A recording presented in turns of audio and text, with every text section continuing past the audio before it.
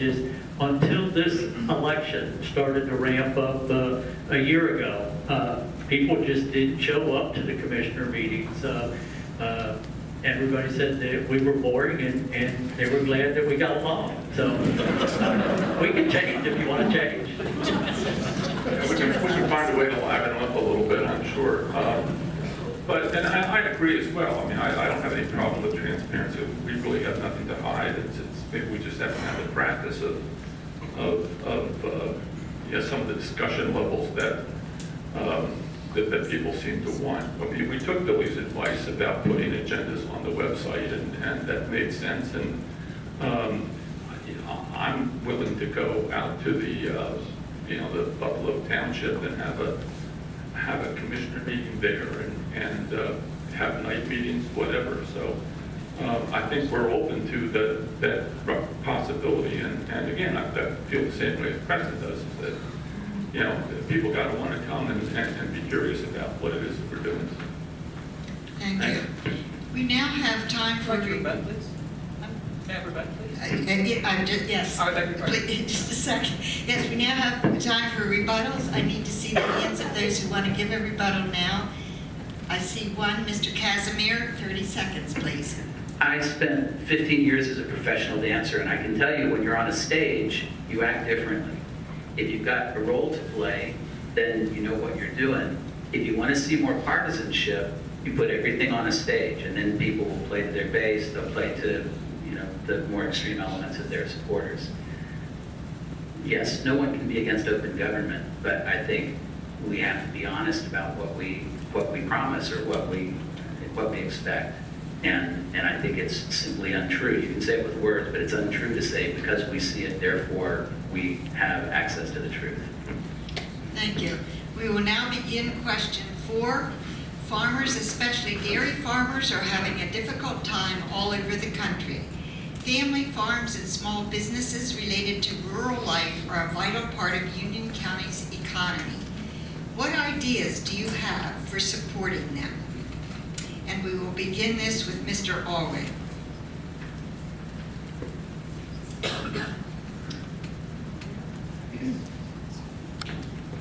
Have to keep checking that. Okay.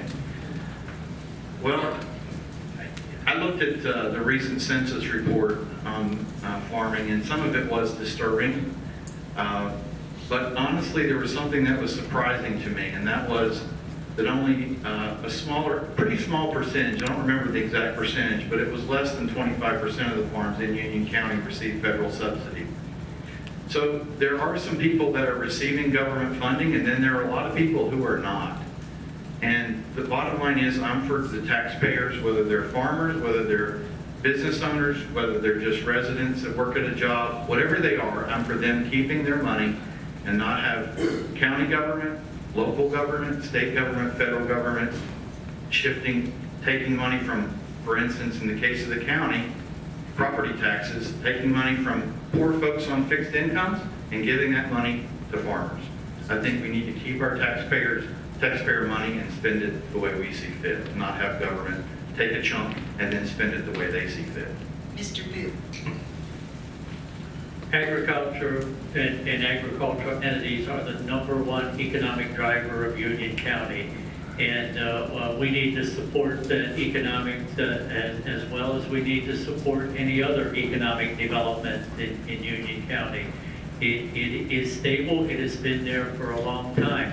There is a grab to change the environment, and we need to protect the farmers, and we need to protect farmland, and the farmland protection easement protects that farm. The open space of farms allows for water to return to the aquifer as opposed to causing floods and other problems, erosion problems. So, agriculture is important. We need to continue to support agriculture in Union County. Mr. Mathias. Oh, I was really hoping that Preston would go before me. Because he has been my mentor on farm-related things. I mean, I agree. I mean, the agricultural community is an industry in Union County is so important, and I feel for the dairy farmers. I can't say that I fully understand the issue around milk supports and so on, but that's more of a federal issue. We can do things with farmland preservation and maybe a couple of other things, but I don't know where, other than to be a big cheerleader, what we can do directly to help the farmers. Mr. Reaver. I think being that big cheerleader is vitally important, actually. I really do. And there was actually a 2006 study through Penn State that verified that farmland provides $7 in tax money for every dollar in service that they take. So they're really a net benefit, and for the farming community. It's just, and the beauty that the farmland provides our county actually has people coming in for tourism. I mean, bike tourism, you can't go down, you can't drive around in the fall without people taking pictures. My in-laws are from the Lewisburg area. It's been 23 years that their daughter has lived down here. They love to come down. They just love the farmland. It's just such a beautiful place. The farmland enhances that. I am all for the farmland preservation program. I think that's an investment, not an expense to our county, and I'd like to see a lot of that continue. Thank you. Ms. Ruckman. Okay. There's no doubt that the farmers, particularly dairy farmers and small farmers, are hurting right now. And I do think that there are some things that we can do. Oh my God, I completely lost my train of thought. I had all these great ideas. One of the things I think we can do, obviously, we need to continue to preserve prime farmland. We also need to allow our farmers the zoning flexibility that they need to use their land as they see fit. Another thing I think we can do is we can possibly look at incentives to encourage farmers to grow premium crops instead of commodity crops like corn and soybeans. The premium crops would pay a little bit better. As far as the dairy issue is concerned, I think we have to be honest with ourselves and really talk about possibly looking at milk price increases. I know food costs will go up as a result, but that's the reality we face, I think. Thank you. Mr. Casimir. I think even more than open government, we're all going to agree on supporting farmers. But I think this is a place, too, where we can look to combine desires. So farmers are the original people around here for combining economic development with preserving quality of life. They've been doing that for generations. I also like Jeff's comment about tourism. With the rail trail opening up, people who aren't farmers, who aren't having access to farms, are passing through that land every day and seeing how beautiful it is, how productive it is. They're getting some insight into what farms bring to us in a very direct way. So we have to ask what we can do at the county level. We're not going to shake loose federal funds, but we can continue with our easement programs, with our farmland preservation programs, and with facilitating the flow from state funds like Clean and Green.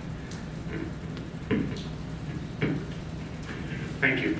I really love the distinction that Jeff just made between an expense and an investment. Not everything that we put money into is an expense. And supporting farmers, supporting small farms, family farms, is an investment that we have to make. Along that line, we also need to support and generate opportunities for entrepreneurship that isn't currently happening in the county. There are a lot of people who could start their own small businesses. In fact, we're probably going to be faced with that with what happened with Woodmode. Is there are going to be a lot of folks